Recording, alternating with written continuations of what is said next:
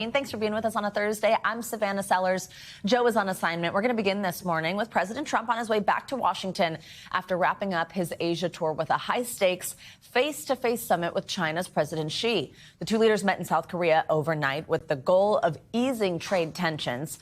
President Trump called the meeting amazing. Speaking on Air Force One afterwards, the president said the U.S. agreed to lower tariffs on China in exchange for a crackdown on fentanyl. And Mr. Trump also said both countries reached a deal on Chinese rare earth minerals, while Beijing agreed to resume purchases of U.S. soybeans. President Trump added that he would visit China in April, with President Xi coming to the U.S. at some point after that. Here is a bit more from Mr. Trump after the meeting. I thought it was an amazing meeting. He's a great leader of a very powerful, very strong country, China. And what can I say? We have, it was an outstanding group of decisions, I think, that was made. A lot of decisions were made. There wasn't too much left out there. NBC News International correspondent Janice Mackey-Frayer joins us from the South Korean capital, Seoul. Janice, good morning. So President Trump seems happy with the outcome of this meeting. Tell us a bit more about how it went and what we're hearing from Beijing on it. When President Trump was briefing reporters on Air Force One, he said he gave the meeting a 12 on a scale of 1 to 10. So spirits were very high, and this was a meeting with very high stakes. Their first face-to-face in 6 years did not yield the major trade deal between the U.S. and China, but there were agreements on some key issues that will, in the meantime, reduce trade tensions. The meeting lasted about an hour and 40 minutes. From the Chinese side, they're saying that they also thought it was positive. There were some moves on some key issues like fentanyl, American soybeans, and China's export of rare earths, all of it earning a reduction in tariffs for China. And so what we see coming out of this meeting, Savannah, is a pattern that has been established in U.S.-China relations over the past year to escalate and then de-escalate, having established these new bargaining points. It's the sort of transactional diplomacy that China is known for, and it's also the business style that President Trump seems to favor when he's doing foreign policy. Janice, as we mentioned, one of the biggest results of this meeting was the U.S. lowering tariffs tied to fentanyl. That was a key grievance of Beijing and a big thing for Mr. Trump, having said that it's really where fentanyl, which is this potent, deadly narcotic, is being trafficked from. You actually got this exclusive look inside a fentanyl factory in China. Tell us about what you saw and what this piece of this agreement might mean for that industry. Savannah, the U.S. government has long accused China and Chinese companies of being the source of fentanyl precursors, those ingredients that are used to make illegal fentanyl, illicit fentanyl, which usually is done in Mexico and then it comes across the southern border. China has long denied this. We were able to visit one of the only legal fentanyl factories in all of China. They're churning out 600 doses per minute on each production line, and there are 5 production lines, and there are extraordinary safety and security procedures that are in place. There's tight monitoring.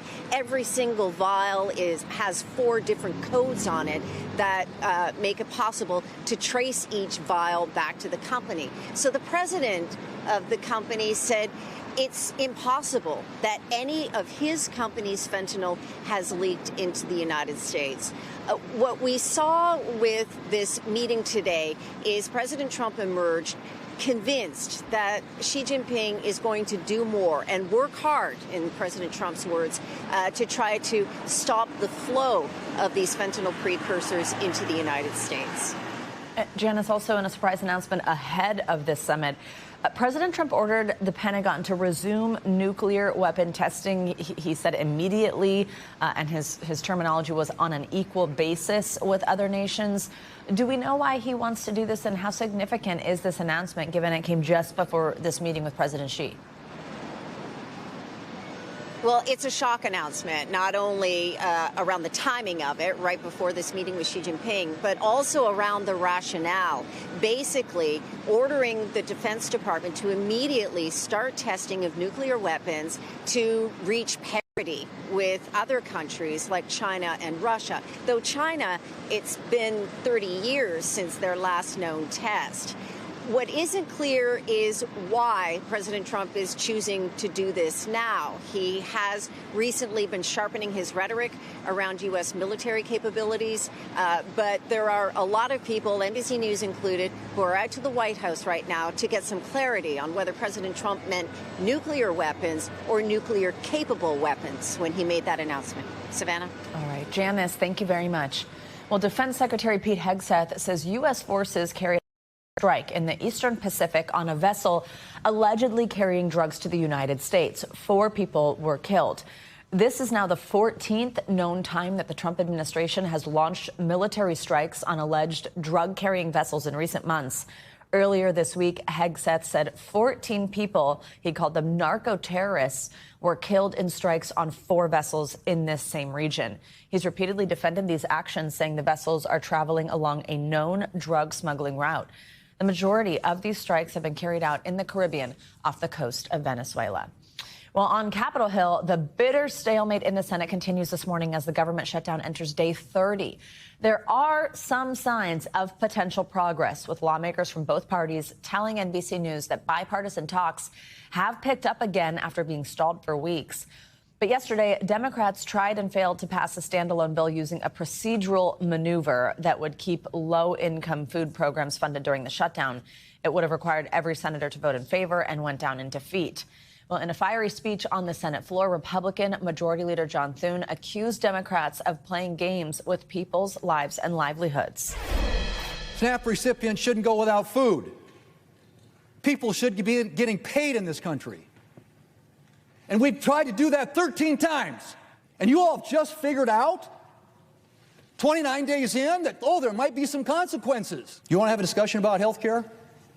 Absolutely. Let's do it. Open the government. Let's do it. For more, let's bring in NBC News Capitol Hill correspondent Melanie Zanona. Mel, I mean, first of all, to be able to come to you and say there's signs that there might be progress, there might be some talks, that is new. Every day you've been telling us, oh, that's kind of the same as yesterday. We've really seen, though, people may have even seen this, like I've been noticing it on social media, like the pressure of some of these deadlines building, people starting to post about SNAP benefits going away, how many children that will impact. House staffers also, they're going to miss their first paychecks tomorrow. Those SNAP benefits are going to expire Saturday. Military pay has been in doubt. We've been talking about TSA, FAA. What are you hearing about these talks that are happening between the rank and file members? Is there a contingency plan here? What's the movement? Yeah, good morning, Savannah. There are some signs of life in these spending talks. I spoke to the senators in both parties yesterday, and they confirmed that these bipartisan discussions among rank-and-file members about potentially reopening the government and addressing these expiring health care subsidies have resumed in recent days. And this comes as the pain of the shutdown has really started to escalate. So perhaps members of both parties are finally starting to get antsy about the lack of progress. That being said, the senators involved in the talks also warned that there is still a lot more progress to be made, while some Republicans are even casting doubt entirely on the seriousness of those conversations because of the fact that Democrats are still insistent on their chief demand about those health care subsidies. Let's hear from some of those Republicans. Hopefully the fever is starting to break. What makes you say that? I think there's some cracks developing right now amongst the Democrats, and I'm glad some common sense may finally prevail. So no, look, there's a lot of discussion going on now, but I don't get any sense. Normally when you're about to achieve a breakthrough, you're going to have more formal negotiations, probably with 3 to 5 members on either side, and then it grows from there. I don't see any evidence of that now. And the Democrats that I spoke to did describe these discussions as good discussions, but they said they're not going to go anywhere until the leadership and President Donald Trump get involved. But in a scenario where the two sides have not even been talking, we will take this as a small sign of progress. Mel, I want to ask you about something that Leader Thune mentioned, which is talking about health care, because I think maybe people at home are sort of confused by some of this sometimes. Like, okay, so is it Republicans, Democrats not negotiating? What's going on here? We know Democrats are pushing for an extension of health insurance tax credits in exchange for their votes to reopen the government. This is because the cost of health care insurance for more than 20 million Americans is expected to skyrocket next year. It's because of a combo of things: expiring subsidies, rising premiums. If Democrats do relent on that and say, OK, as Speaker Thune said there, we will open the government and then we negotiate after, do Republicans have a plan to address the issue of affordable health care? And how do you think, from what you're hearing from people, that issue stacks up with the current issue of things like SNAP benefits running out? Yeah, well, Republicans, frankly, are all over the map when it comes to health care. There are some Republicans who support those Obamacare extension, an extension of those Obamacare subsidies. There are others who want to see them expire entirely. But the real question is, what do Republicans envision as their replacement for the Affordable Care Act? That is something that is still very much a question. They have not come to a consensus on that issue. It is something that has really bedeviled Republicans for a long, long time, including in Trump's first administration. So even though the government is obviously going to reopen eventually at some point, this health care issue is not going away, because health insurance about to go up for 26% of people on the ACA marketplace.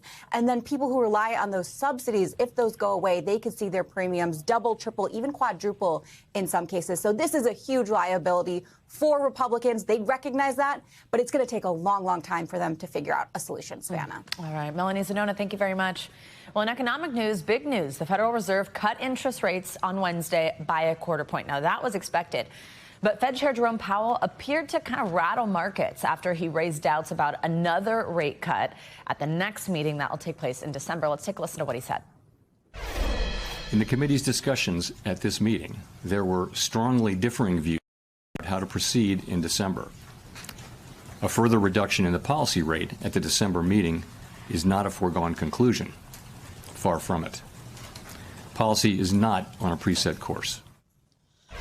Of course, Investopedia's editor-in-chief, our friend Caleb Silver, is back here with us this morning. Caleb, good morning. Okay, so I mean, sometimes when I'm listening to some of those comments, to me it's like, okay, I got to ask Caleb, because it's like reading tea leaves. That was pretty clear that there's real differing conclusions was the word he used. So walk us through this. We did get the rate cut that we were expecting, future uncertain. Yeah, and I think that moment when he said that was when a lot of us spit out our coffee, because he just showed you how split the Federal Reserve is right now. And he alluded to it. There's a dissent within the Federal Reserve right now where half of the members of the voting committee want higher interest rates or want to keep them right where they are, and the other half want them much lower, including Stephen Moran, who was appointed by the president. So the Fed is in this place again where it doesn't really have a lot of information on the labor market, though it knows that it's slowing. It knows that hiring has slowed down. We've seen layoffs from big companies. At the same time, inflation is kind of tempered a little bit. We saw that 3% number last week. So no foregone conclusion, no decision to cut in December, although the last meeting it looked like that might happen. Doesn't look like it might happen this year. In addition to the interest rate cut, the Fed also announced it would end the reduction of its asset purchases. This is a little wonky. Walk me through this and why it's important. Yeah, this is what we call quantitative tightening. It will end its quantitative tightening. That's not a weird yoga move. This is when the Fed literally sells off the balance sheet. Remember, in times of economic distress, the Fed buys assets. It buys bonds. It buys mortgage-backed securities. That happened during the pandemic. And then when things ease up a little bit, they sell them. That's quantitative tightening. The Fed thinks that its money supply is in the right place, doesn't want to put more money back into the market right now, thinks inflation is cool. That's a good sign right now. That could kind of keep prices where they are. And we saw with this new tariff reduction announced just earlier this morning, maybe tariffs are not going to be as bad as we thought. So then with this kind of like mixed bag, like that's sort of good news, but then we're looking ahead, we might not see another rate cut. Like what does this just mean for all the things we keep talking about? Buying a home, your interest rates on your mortgage, your credit cards. Yeah, mortgage rates were kind of on their way lower as there was this perception that the Fed was going to keep lowering this year. They kind of stopped right where they are. So I would not expect mortgage rates on the 30-year fixed to drop below 6% anytime this year, but also that's the same for car loans. They're going to stay at that high percentage rate and credit card APRs as well. So money's expensive. You're going to still pay higher rates for now. Next year it could be a little bit easier. And Caleb, one more thing I want to ask you about, a little bit of breaking news here. It's your birthday. Did you know we were going to do that? No, I did not know we were going to do that. Thank you very much. Happy birthday, my friend. We appreciate you. I know our viewers appreciate you. You walk us through this I mean, like almost daily, and we love having you here. Thanks. Nice to celebrate it here. We appreciate hearing that. All right, we're going to get to our other, of course, big and ongoing story from this week, Hurricane Melissa. This morning, we are starting to get a picture of the sheer magnitude of the destruction here after the storm battered the Bahamas overnight. Well, the National Hurricane Center is calling it one of the worst storms to ever hit the Atlantic Basin. Officials say at least 36 people have been killed across the Caribbean. These before and after satellite images, we're showing you them on your screen left and right. It just shows some of the devastating aftermath in Jamaica.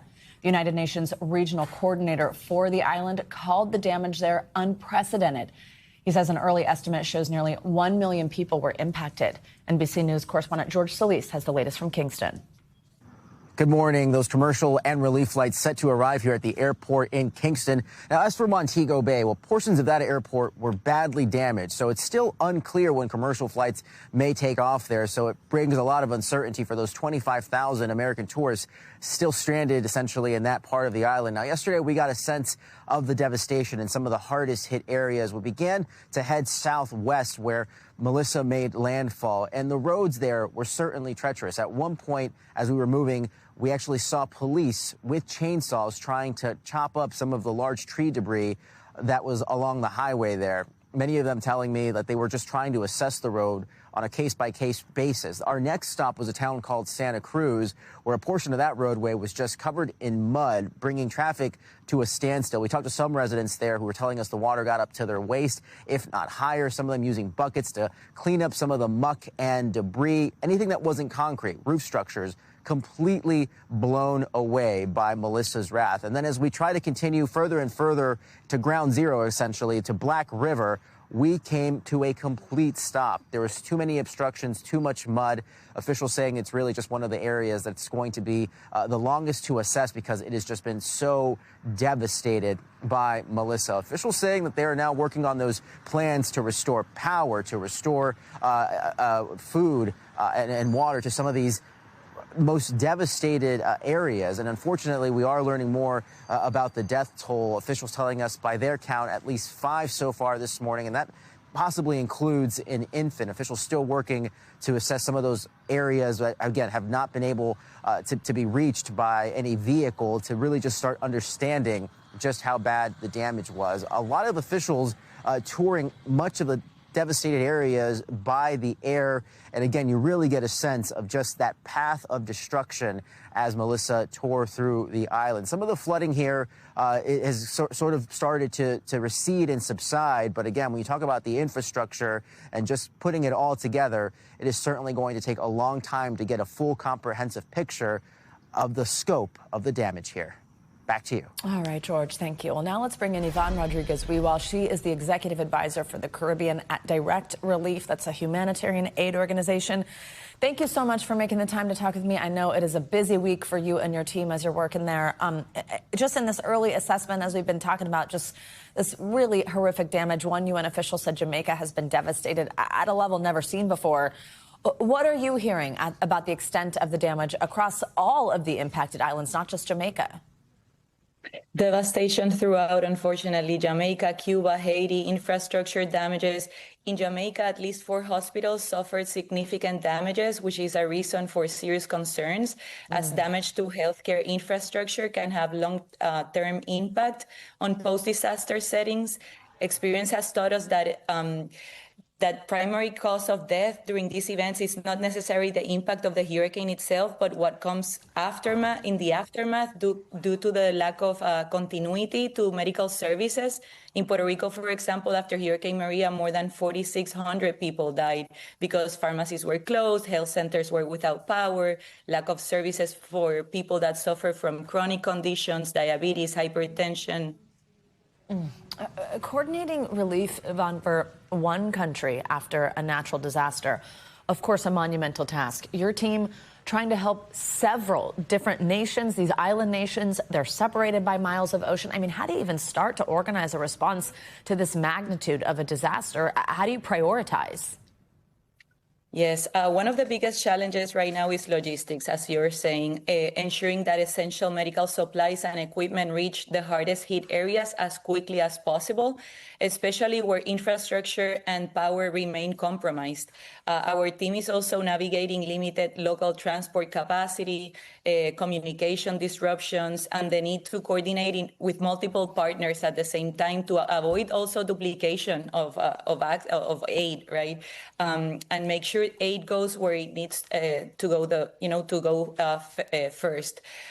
So at the moment, Direct Relief has allocated $250,000 to support in emergency operations and logistics, and we have more than $60 million in aid ready to be deployed, ensuring that essential medications, medicines, and supplies reach those that are in need the most.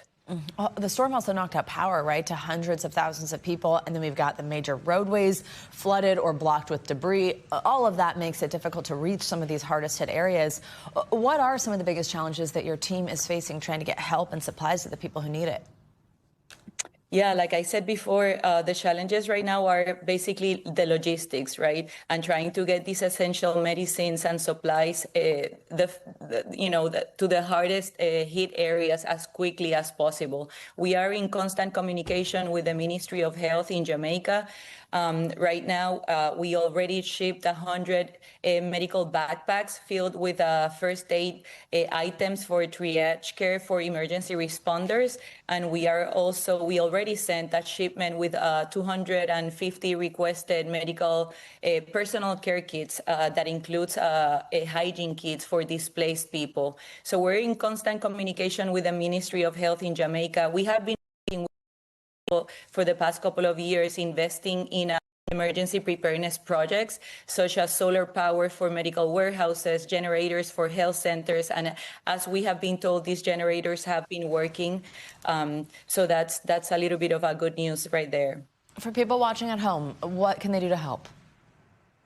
So, yeah, Direct Relief is privately funded, so we depend on donations from individuals, private companies to continue our work. People can go to our website, directrelief.org, for more information on that.